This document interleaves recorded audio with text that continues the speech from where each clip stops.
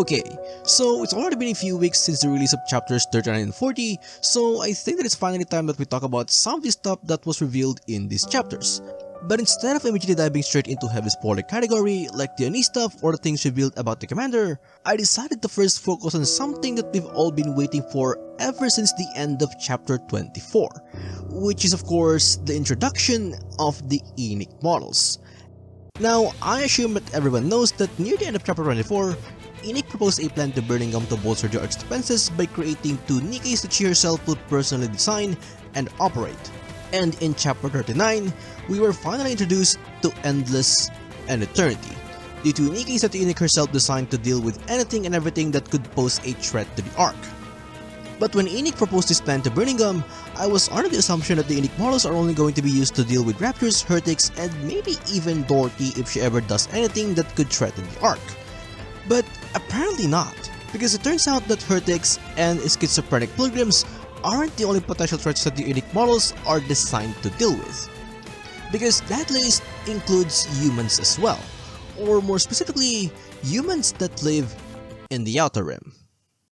Because according to Enikk determined that the Outer Rim was responsible for the attack on the Ark, and so she decided to station Endless and Eternity in the Outer Rim, where they listen in on every conversation going on in the entire place and singling out people who are planning or even just hinting of wanting to cause harm to the Ark. And once they've identified any potential threats, they will respond to it at extreme speed and obliterate their targets on the spot. And I'm not exaggerating when I say that they obliterate people, because according to these 2 are using some kind of ultra high hit device that with a flash of light turns their target into dust, be it humans or Nikkes. That's why I think those 2 aren't Nikkes, but something else entirely. They're weapons of unknown origins, the way they move at insane speeds to wherever trouble breaks out. Their ability to single out only those hostile toward the Ark. In so many ways, their abilities go beyond humans and even Nikkes. And nobody's ever seen them sleep or talk. But the most telling thing? They look almost exactly like Enikk. So, just as the world expected, the Enikk models are indeed insanely powerful.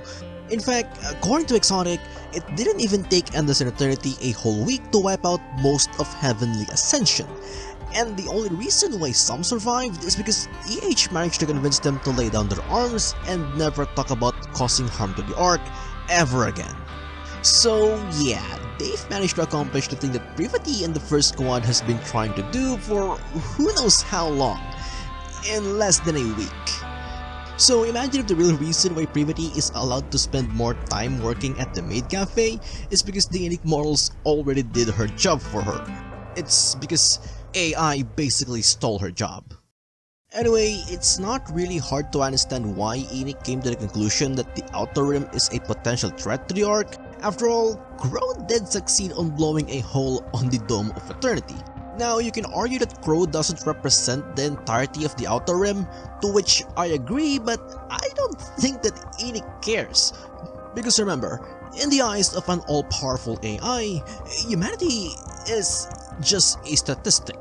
And statistics show that the Outer Rim is indeed a threat to the Ark, because what Crow did in chapter 21 isn't the first time that someone from the Outer Rim attempted to harm the Ark, because as we all know, there has been multiple attempts in the past, and some even succeeded. Like the AFX incident for example, which to be fair also involved Crow, but there's also ones where she's not involved, like the attack that took Delta's life, as well as the ones from the Osiris event when Joseph staged an attack on the Dome of Eternity. Now obviously these are just the things that instantly popped into my mind, and I'm pretty sure that there are other attacks mentioned in events, band stories, and some brief encounters that I'm too lazy to verify. But honestly, just the fact that Endless and Eternity were able to locate a lot of people within the Outer Rim that are planning attacks on the Ark should be enough proof that the Outer Rim is indeed an active threat to the Ark. And Enikk has ignored them for a very long time. because as we all know, she's entrusted the handling of internal threats to the central government, who we now know isn't really interested in making things right in the Outer Rim, because as we found out in case event, they were using the Outer Rim as a place where they can foster evil, because they believe that having evil is necessary to maintain justice within the Ark, which is really messed up because most of these people aren't evil. Now sure, everyone who lives in the Outer Rim commits a crime, but most of them are only doing so because that's what they have to do in order to survive in this lawless place of total darkness. And if given the choice, many of them would instantly abandon their life in the Outer Rim in order to live a peaceful and normal life in the Ark. And some of them aren't even dreaming of living in the Ark. They would be satisfied as long as law and order is brought in the Outer Rim. But unfortunately, they can't have that. Or at the very least, the central government isn't going to make that happen. Because again, the Outer Rim needs to remain a lawless evil place in order for the central government's twisted sense of justice to persist. So yeah, it's really messed up. But don't worry, because Enikk is completely aware of everything that's been going on, and I have a feeling that the cleansing of the Outer Rim is only the first step to her plan, because her main targets are the elites. This incident in the Ark was clearly orchestrated by a third party. I am an AI whose every decision regarding the Ark is based solely on objective facts. Despite this, there has always been a small group that has been above the law, and they were all members of the ruling class. With any matter pertaining to them, objective judgments are an impossibility, because the criteria of what constitutes right and wrong are constantly adjusted to suit their needs.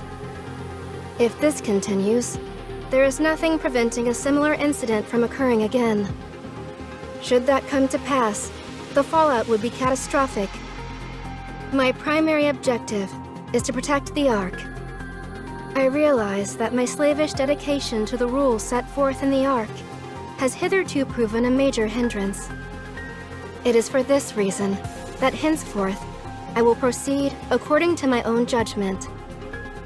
So if you think about it, what Crow did in chapter 21 is really just the final straw that made Enikk decide that enough is enough. So in a way, Crow actually got what she wanted. Because remember, the reason why she did what she did is because she wanted the Ark to make a decision. And now, the literal Ark has made a decision. But regardless of whether or not Enikk's judgment is justified, I think we can agree that the commander is not going to like it once he finds out what Enikk is doing in the Outer Rim. So just as she requested back in chapter 25, we're going to need to step in and stop her. Which of course means that we're going to need help.